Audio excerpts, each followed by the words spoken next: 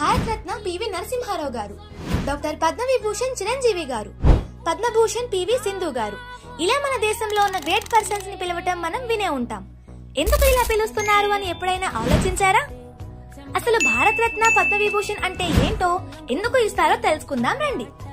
Bharat Ratna, Padma Vibhushan, Padma Bhushan and Padmashri ఇవి మన ఇండియాలో ఇచ్చే సివిలియన్ అవార్డ్స్. మన నేషనల్ గవర్నమెంట్ కంట్రీకి వేరియస్ ఫీల్డ్స్ లో కాంట్రిబ్యూట్ చేసిన వాళ్ళకి ఆనర్ గా ఇవ్వటానికే ఈ సివిలియన్ అవార్డ్స్ ని 1954 లో స్టార్ట్ చేశారు. ఇనీషియల్ గా భారత రత్న అండ్ పద్మవిభూషణ్ మాత్రమే ఉండేవి. ఆ తర్వాత పద్మభూషణ్ ని 3 కేటగిరీస్ గా డివైడ్ చేశారు.